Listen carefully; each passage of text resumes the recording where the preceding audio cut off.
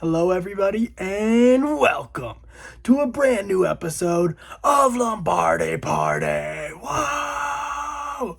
I hope everybody is having a good day today. I hope everybody's going to have a great Thanksgiving tomorrow. I'm sure I will be having a great Thanksgiving tomorrow because not only do my Packers play, but they also played on Sunday, and they dominated the 49ers. A beat up 49ers, sure, but it was a domination either way. 38-10. And, you're going to see 49ers fans, our own podcast Smitty, Shannon Smith, they're going to say Brock Purdy was injured. Nick Bosa was injured. Trent Williams was injured. Brandon Ayuk was injured. Well, this is the NFL, and people get injured, and it's next man up. Nixon had a great quote about it, basically just saying, we were out. We didn't have our quarterback for 3 games, and we went 3-0, just like that's exactly what they did. And obviously the 49ers couldn't do that. And you could say that it's because Matt LaFleur is a better coach than Kyle Shanahan, and I would not disagree with you necessarily on that. But in this game, it wasn't even close. And it all came down, I think, to the Packers' game plan, which was just run the ball, run it down their throats. And that's exactly what they did. Josh Jacobs with a monster game, 26 carries, 106 yards, which is a 4.1 average, and 3 touchdowns, tying his career high. It was just a monster game. He broke the most tackles in an NFL game this season. And that's against the 49ers defense with Fred Warner. And obviously, Nick Bosa was hurt and Greenlaw has been injured, but it's still not like terrible. It's not the Cardinals defense. It's not, I don't know why I can't think of a defense worse than the Cardinals right now, but they're still okay. And the Packers dropped 38 points on their heads.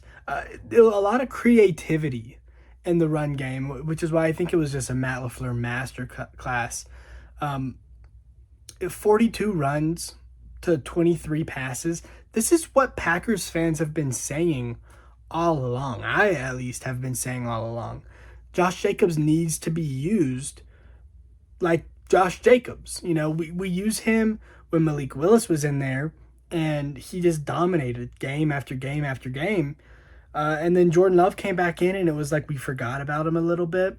And this is what it needs to be every time. So if he's getting any less than 20 carries, I'm not happy because he runs this offense. As much as Jordan Love runs this offense, it goes through Josh Jacobs, because when we start running the ball like that and he's getting 5, 6, 7 yards, it opens up everything else, especially the play action, where, once again, like I've been saying all year, the Packers are unguardable when they get that play action working. That's Jordan Love's best quality, is throwing on the run. And that's what they did all game, and it just worked over and over. The play action. Also, Tom Brady had a really, really great breakdown in game, but the play action just opens up the middle of the field because it misplaces those linebackers. And Fred Warner was out of place all night long. And Campbell, thank God he's off the Packers, was out of place all night long. That was all because of Josh Jacobs, and it was all because of Matt LaFleur's creativity. I mean, the pre-snap motion counters and sweeps and just every single down, you have no clue where the ball is going to go because there's so many fake handoffs, so much pre-snap motion. So as a defense, it has to just be infuriating that you think you've got him dead in the water and he doesn't even have the ball. It's over there to Christian Watson or Jaden Reed or Emmanuel Wilson. I mean, it really keeps the defense on the toes, and it's Matt LaFleur's greatest strength as an offensive play caller. Even though Josh Jacobs had all of this success, it doesn't mean that Jordan Love didn't. In fact, most of the time it goes hand in hand, just exactly what I've been saying. Josh Jacobs opens up the passing game, and that's exactly what happened in this game. Jordan Love for 13 for 23, 163 yards, 2 touchdowns, and 0 interceptions. This is what Packers fans have been waiting for. A 0 interception game. We haven't had one from Jordan Love since last year. 9 straight games. Well, not straight games, but 9 games, and we finally got one from Jordan Love without an interception.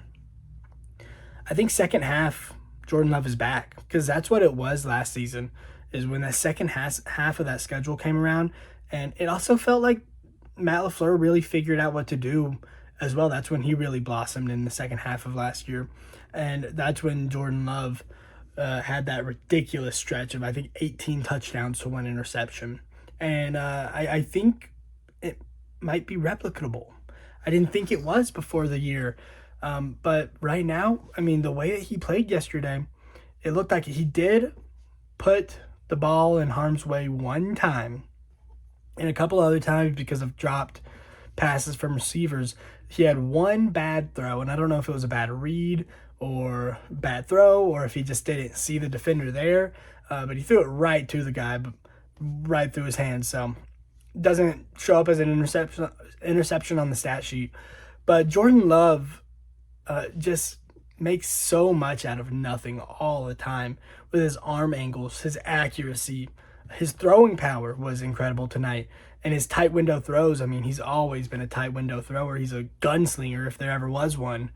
And it was on full display tonight. I thought he found a nice balance of taking the check down and taking the deep shot, or going for that touchdown. He had that one to Christian Watson that was missed, unfortunately. You cannot place that ball better, and Christian Watson just missed it. I'm not really worried about that. Christian Watson hasn't dropped a pass all year. He had 2 huge high difficulty passes last game against the Bears, and he caught them both. So the people who are really freaking out about that one play, I'm not really worried about it. I know who Christian Watson is. I know the deep threat that he is. And I think this connection between the two of them is just going to get better, especially with Romeo Doubs out, which I'll talk about later. I thought Jordan Love, getting back to him, took too many checkdowns versus the Bears. In that game, Josh Jacobs got 5 targets, and Josh Jacobs was very, very good in the passing game that week. And then he also targeted Chris Brown's twice. I think that's a little too much. I mean, if the defense isn't giving him anything else, then sure. But I thought that he was a little passive against the Bears, and that showed up on the scoreboard. We only scored 20 points. This game, we scored 38. And the Bears are a better defense than the 49ers. I'll give them that, especially with Nick Bosa hurt, But this game, only 1 target to Josh Jacobs, only 1 target to Chris Brooks. I think I would rather it be lower. Like I wouldn't mind 1 or 2 more targets to either of them, but this is the balance that I like to see. I just thought he managed that really well. A lot of people would argue that the Packers wide receiver core is the strength of this team, and it's because we don't have a number 1 wide receiver.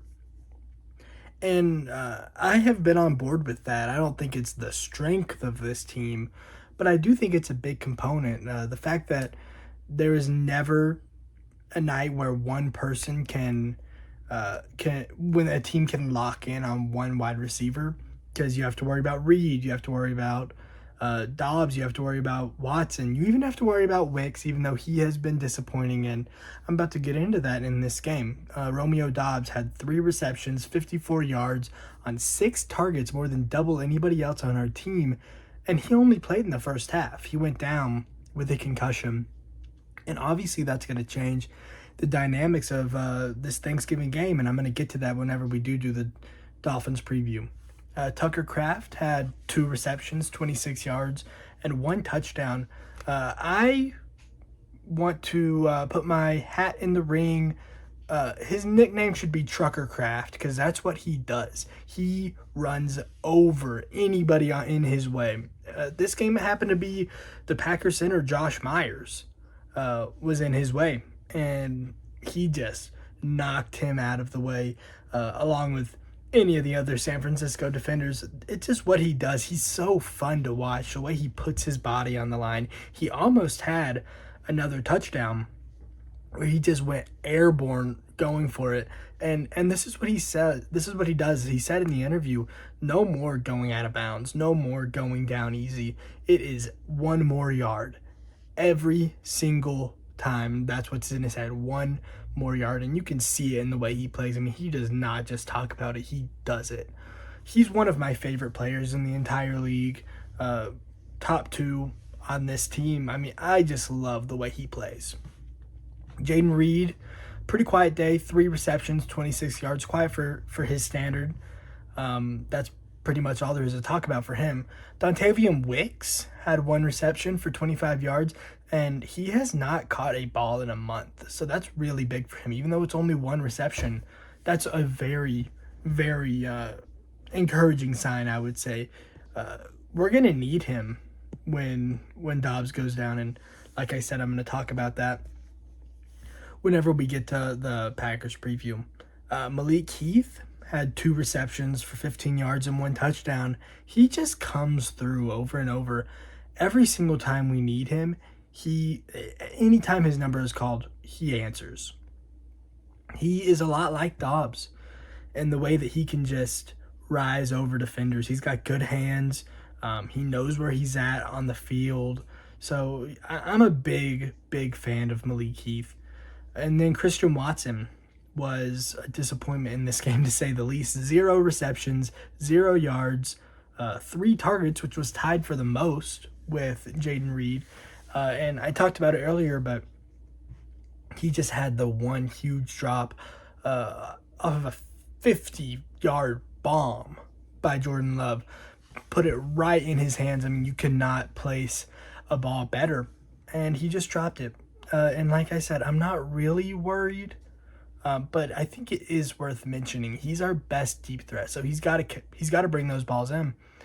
It's just important for this team to have that dynamic. It's what makes this offense so explosive, is we can stretch the field in so many different ways because we've got so many different receivers who can do so many different things. So Christian Watson is going to have to pull his weight, but I'm not worried. He had 2 really, really big receptions against the Bears, really high level of difficulty receptions, and he just came through for us. So I'm not worried about him. Some people would say that the hero of this team, the hero, I guess, would be the Packers defense. We held San Francisco to 10 points, and I really just have to give it up to Jeff Hafley for his defensive game plan. I have been kind of critical of Jeff Hafley in the past couple weeks, but I think he's getting it together, and it's easy to forget, especially with how successful that the Packers started out defensively, that he's a first-year defensive coordinator, and there's a lot of new pieces on this defense. McKinney, Evan Williams, Javon Bullard, Edgerrin Cooper, of course. So there's a lot of new pieces and new defensive coordinator, and they're getting it together, but they really, really did get it together. His defensive game plan in this game was just stop McCaffrey. Just do not let him eat. And that's exactly what it was. He wanted Brandon Allen to beat us through the air, and Brandon Allen just could not do that. McCaffrey was held to 11 carries, 31 yards for a 2.8 average. That's really bad, if anybody is wondering. 2.8 average is awful. And we held Christian McCaffrey, who hasn't looked quite like himself since he came back, but he's still a great running back. So to hold him to that was really huge. And then Brandon Allen was 17 for 29 in this game, 199 yards, 1 touchdown, 1 interception, 1 lost fumble. And I actually thought he played a decent game. The big story out of this game for most of the media talking heads was how important Brock Purdy is to this team, and it was so evident. I thought Brandon Allen played a good game. The 1 interception was from a Debo drop. He had another huge Debo drop in this game. Debo was terrible. But receivers were dropping balls, and I thought he threw the ball away a lot of times when it was necessary. He didn't take a lot of sacks. He did have that one sack, which ended up being a lost fumble. But Kyle Shanahan is going to make any quarterback serviceable. At the very least, they are going to be okay. Brandon Allen was okay. I don't think he's a good quarterback. I don't ever think that he's going to be a starter, but I thought he did all right in this game. We also won the turnover battle in this game, 3-0. Already talked about how huge no turnovers is for the Packers this year, but we also had 3 turnovers. We had Xavier McKinney pick. That's his 7th on the season, which he's leading the NFL now. I believe he's tied with Kirby Joseph. You had a Lucas Van Ness strip sack. Lucas Van Ness has not been very good this year. He's not been able to get it going, so I think that's going to be really big for his confidence. Hopefully he can be the player that we saw in the first round. I mean, he's a monster, just physically. So I think he should be good. It's just a technique thing, and that's teachable. So I'm not super worried about Lucas Van Ness, at least not as much as the rest of Packers Nation. And then Keyshawn Nixon punched the ball out from Christian McCaffrey. Really, really good play. I will give Nixon all of his credit. I still don't like him. It's his first real play that he's made in a hot minute, and I just don't think he's a sustainable piece of this team. And then I thought a huge piece of this game was Quay Walker. Finally, Quay Walker having a good game. 7 total tackles, 6 solo tackles, 2 for loss, and he had a pass deflection, which should have been an easy pick. I mean, he must have stone hands because, I mean, it was right here. And he just missed it, which, whatever. It sucks, but it's just going to happen. We saw more from Quay Walker today than we have the past 2 seasons, so I'm happy. He's really good coming downhill. It's always been his strength. Once you get him with a full head of steam, he can basically plow through anybody. He got a bunch of those tackles on Christian McCaffrey, and Christian McCaffrey is a guy who is very good at breaking tackles, so I was happy with that. He also showed some real promise dropping back into coverage, which I thought was his biggest issue, has been for the past 2 years. I have not seen the brains that it takes to be an NFL linebacker from him, and we finally saw it in this game, and I'm super happy about that. And it just makes me wonder, were we too quick to write him off? Because a lot of us did, myself included. I mean, I was, at the beginning, I was like, give him time. And the last 2 games, it really was, to me, I thought it was evident that he was never going to progress to the point that we thought. And maybe I was too quick, because he showed some real promise in this game, and he's still really, really young, really raw, and he has the physical tools. So I'm gonna give him some more time. I'm gonna go back on that. Quay Walker, I owe you an apology, and I apologize. Javon Bullard had his best game of the season as well. I've been a big fan of Bullard ever since we drafted him, and he's been pretty good this year. He had a few. He was really good at the beginning of the year, and then he kind of fell off towards the middle, but he picked it up a notch yesterday. 7 total tackles, 6 solo tackles, and he did what a safety is supposed to do. He's playing nickel right now, but he did what a safety is supposed to do, which is just do not let the plays get out of hand. And Christian McCaffrey never really broke off a big play in this game. I think his long was 9, but with wide receivers, he just never let them get past the last man, which is why I love Xavier McKinney. He's great at that, and he did a great job in this game too. But Javon Bullard, I thought, was maybe our best piece in the secondary this game, even though McKinney got that interception. The last player I want to talk about, and it's not that big of a deal, but Rashawn Gary had a sack. He's not been very good this year. He wasn't very, he was okay last year, but he has not been very good this year whatsoever until the last couple games when he's finally picked it up a little bit. Hopefully he can keep this going, but that's the only other player I thought was really notable enough to talk about for this game on our defense. So what does this game say about the Packers. Beat up on a not great team with a lot of injuries. Um, I don't think it says too much about the ceiling of this team, but there's a few takeaways. First off, I think it's always underrated when you just handle business against a team that you're better than. And we handled business in this game.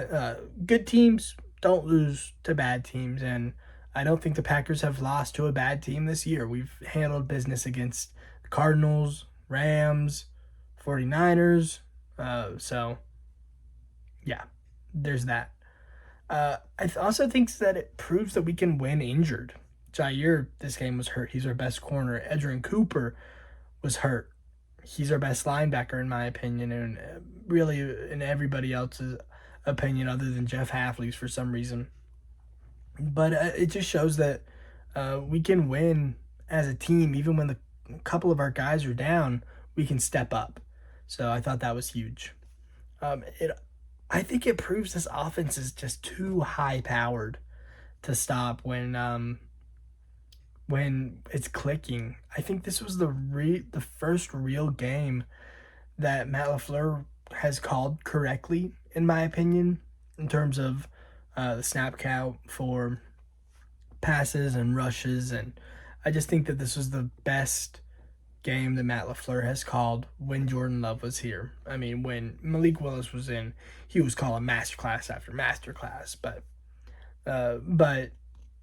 I thought he did an incredible job, especially when this 49ers defense, the only real big loss on for them is Nick Bosa. And I don't think he accounts for 38 points. I don't think he accounts for, well, he's pretty great. Maybe 10 points, but I still just think this offense, when it really is going, it's just too great to stop. We heard it from a lot of players last year, just saying that the offense is not even Packers players, Bears players, and Lions players say this offense is just different, and it is. That's thanks to Matt LaFleur, and that's thanks to Jordan Love and a great running game. I also think it proves that Jeff Hafley belongs as this team's defensive coordinator. I have been critical of Jeff Hafley, and I don't think this game is the best to show how great he is, but I thought that he accurately assessed the strengths of this team, which is Christian McCaffrey. I thought he accurately assessed the weaknesses of this team, which is no Purdy, no Ayuk, no Trent Williams, and he really exploited them. Just the way that he put so much into the run defense, because the pass just wasn't going to be as good, and he knew that. It does worry me a little bit without Jair in when we come across a really good offense that has both, but we'll just have to see how that goes. We're not going to be up against that against the Dolphins. I mean, they're going to have a good passing attack, but their running back room is just not very good this year. Speaking of the Dolphins, let's just go ahead and get right into it. For the injury report this week, Romeo Doubs is likely to be out with a concussion. Edgerrin Cooper likely to be out with a hamstring. Jair likely to be out with a PCL tear. I'm not even quite sure what that is. And the biggest loss of the week, in my opinion, even with all those guys, is Isaiah McDuffie with an ankle injury, because that means our only active linebackers on the roster will be Quay Walker, Eric Wilson, and Tyron Hooper, assuming he gets brought up. So, like I said earlier, this next game, next man up. I am not going to excuse the Packers for these injuries, just like I'm not excusing the 49ers for their injuries.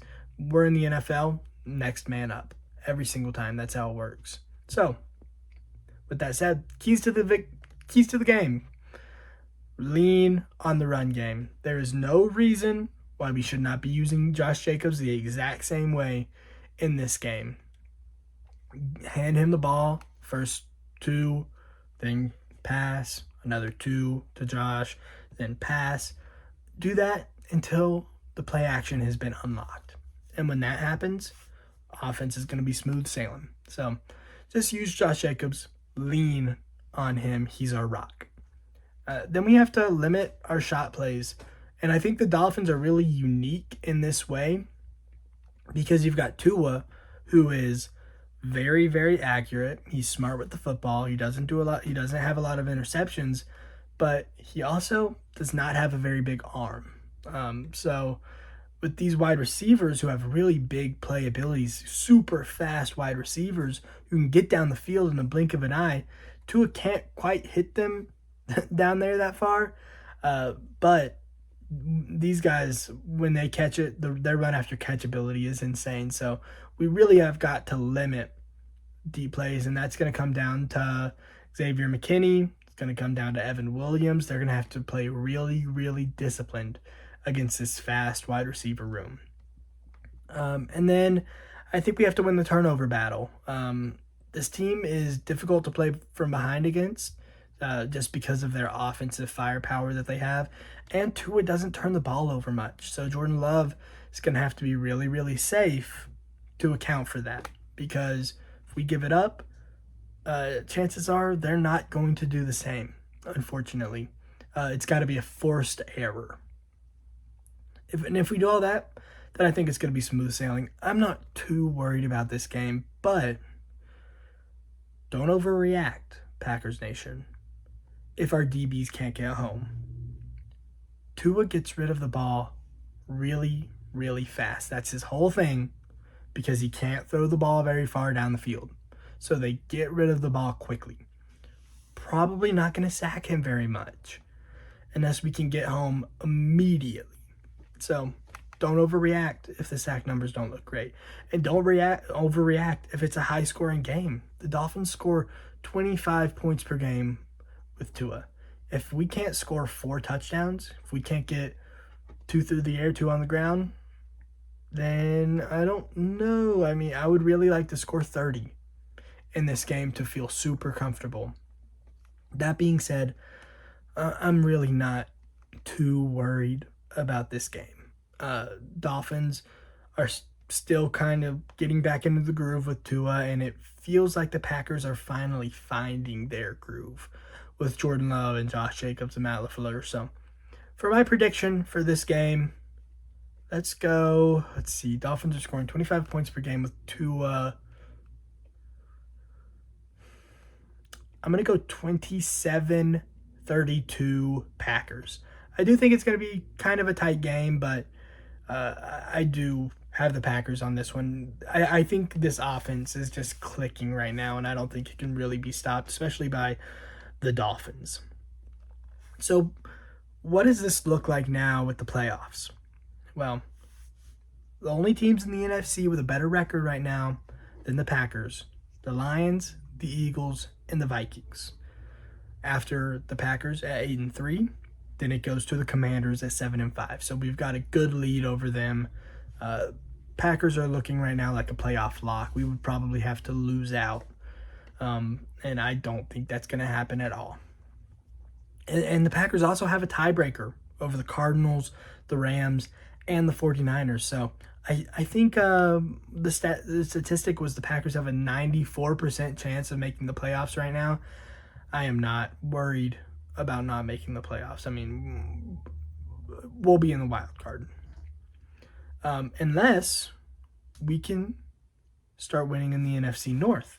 And if we want to surpass the Lions, there's going to be a few things that need to happen.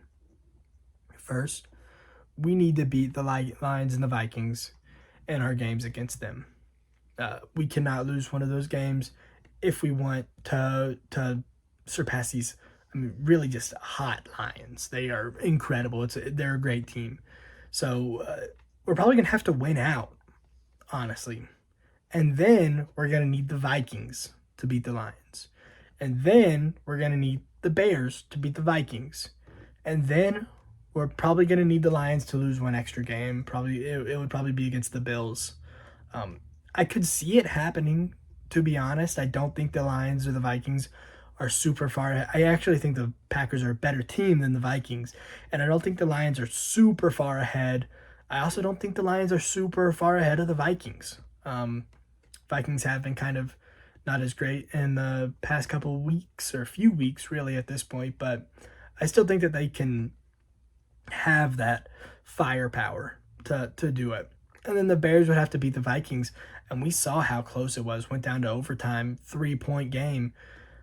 So I could definitely see that happening. And then I could see the Lions losing to the Bills. So I don't think that the 1 seed in the NFC North is completely out of the picture, but I would be pretty darn surprised if it happened at this point.